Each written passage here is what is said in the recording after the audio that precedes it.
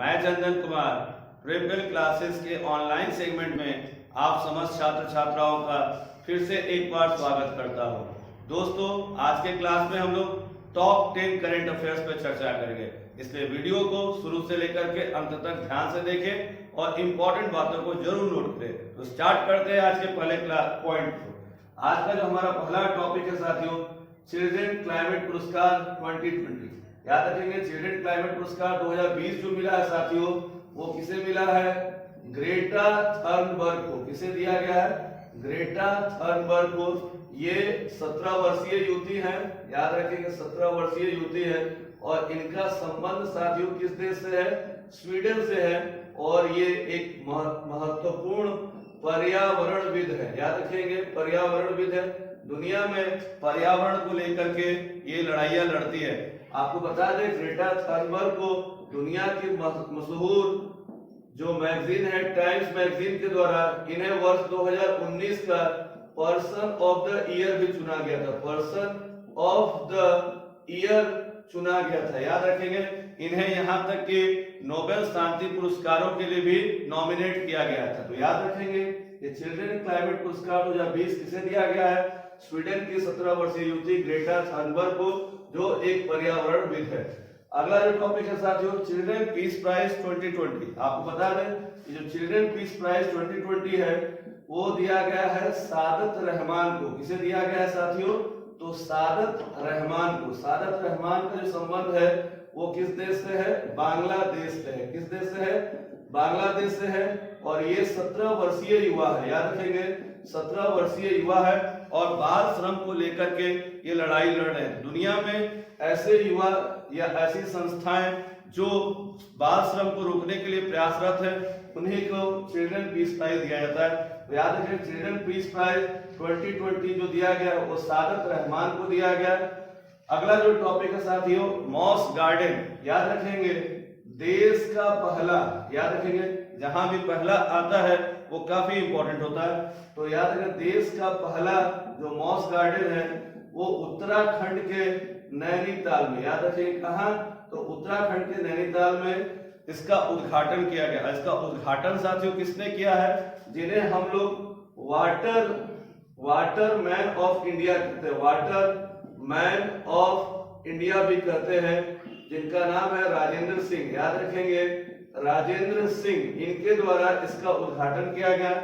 Moss, याद रखेंगे, पेड़ों पर, दीवारों पर हरे रंग की काई के रूप में होता है, और ये पर्यावरण के लिए और ये काफी औषधीय होता है। इसलिए इसके औषधीय गुणों को बताने के लिए देश का पहला जो मॉस गार्डन है वो कहां? तो उत्तराखंड के नैनीताल में स्टार्ट किया गया, और इसका उद्घाटन Waterman of India Rajendra Singh के द्वारा किया गया। अगला टॉपिक है साथियों, तुंगभद्रा पुष्करम या पुष्करालू। याद रखें, पुष्करम या पुष्करालू का मतलब होता है डुबकी लगाना। याद रखेंगे, तुंगभद्रा साथियों हमारे दक्षिण भारत की प्रमुख नदी है, और ये मूल रूप से कहां? तो आंध्र प्रदेश राज्य में क्या करती है? बहती है। याद रखेंगे, आपको बता दें कि तुंगभद्रा पुष्करम पुष्करालू जो महोत्सव है, याद रखेंगे महोत्सव है, ये कहां शुरू किया गया? तो आंध्र प्रदेश के कुर्नूल डिस्ट्रिक्ट में। याद रखेंगे, कहां?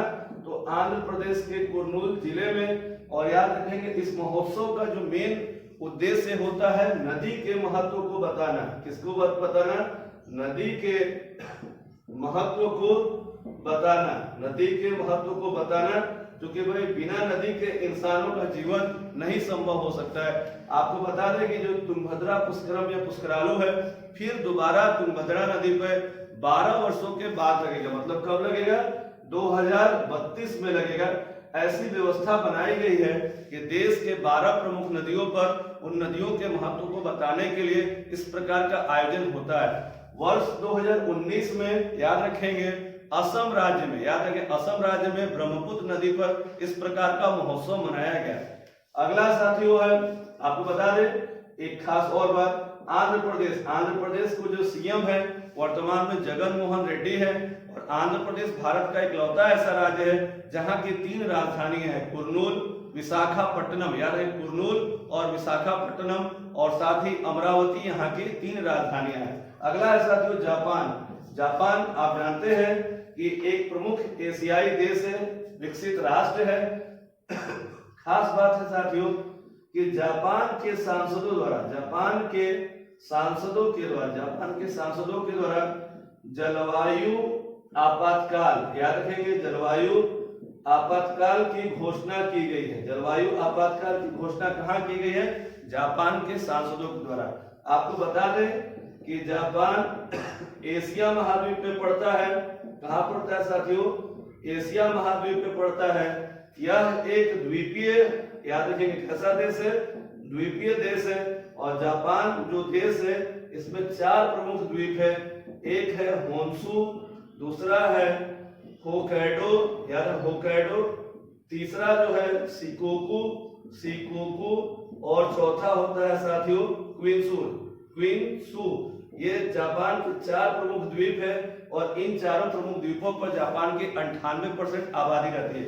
आपको बता दें कि जापान की जो राजधानी टोक्यो है वो होन्शु द्वीप पर स्थित है और जापान में वर्तमान में साथियों रीवा युग चल रहा है और यहाँ के जो सम्राट है नारुहितो है और जापान के प्रधानमंत्री वर्तमान में योशिहिदे, याद है कि योशिहिदे सुगा है, जबकि पूर्व प्रधानमंत्री शिंजो अबे थे। तो आपको बताना चाहेंगे कि जापान के सांसदों के द्वारा अपने देश में क्या घोषित किया गया? जलवायु आपातकाल की घोषणा की गई।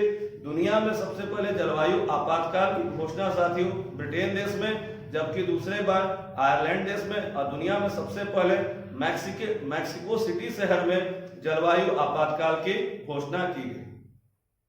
अगला करंट अफेयर साथियों आरबीआई से संबंधित है। आरबीआई जिसे हम लोग रिजर्व बैंक ऑफ इंडिया कहते हैं, जो भारत का केंद्रीय बैंक है, जिसे बैंकों का बैंक भी कहा जाता है। आपको बता दें खास बात यह है कि आरबीआई के, याद रखेंगे, जो ऑफिशियल ट्विटर है उस पे फॉलोवर्स की जो संख्या है, याद रखेंगे फॉलोवर्स की जो संख्या है वो 10 लाख को पार कर गई है। 10 लाख को पार कर गई है। किस पर? तो ट्विटर पर। याद रखेंगे जो सोशल मीडिया प्लेटफॉर्म है ट्विटर, उस पर आरबीआई के फॉलोवर्स की संख्या जो है ऑफिशियल वो 10 लाख को पार कर गई। खास बात है ये दुनिया की एक मात्र वित्तीय संस्था है या मात्र एमएससी बैंकिंग संस्था है जिसके फॉलोवर्स की जो संख्या 10 लाख को पार कर गई, जबकि यूरोपियन यूनियन से संबंधित यूरोपियन बैंक हो या फेडरल रिजर्व बैंक अमेरिका का हो, उसके भी फॉलोवर्स की जो संख्या 10 लाख से कम है। तो दुनिया का एकमात्र ऐसा वित्तीय संस्था जो सेंट्रल बैंक से संबंधित है, आरबीआई, दुनिया का पहला संस्था बना जिसके ट्विटर पर फॉलोवर्स की जो संख्या है 10 लाख को पार कर गई। और वर्तमान में आरबीआई के जो गवर्नर है शक्तिकांत दास और आरबीआई के ये 25वें गवर्नर है। आरबीआई की स्थापना साथियों 1 अप्रैल 1935 को हुई। और सबसे खास बात है कि आरबीआई देश में सभी बैंकों को, याद रखें, बैंकों को लाइसेंस देने से संबंधित कार्य हो, चाहे बैंकों को रेपो रेट दर तय करना हो, ये सभी आरबीआई के द्वारा ही होता है। अगला साथियों टॉपिक है हमारा, पॉइंट है गौरव। याद रखेंगे गौरव एक इलेक्ट्रिकल कंपनी है। याद रखेंगे इलेक्ट्रिकल कंपनी है और ये कंपनी जो होती है वो स्विच है, पंखे है, मोटर है, वो इस टाइप की चीजें बनाती है। याद रखिए मतलब कि इलेक्ट्रिक पार्ट्स बनाती है। तो गौरव एक इलेक्ट्रॉनिक कंपनी है जो स्विच, पंखे, मोटर इन सब चीजों को बनाती है।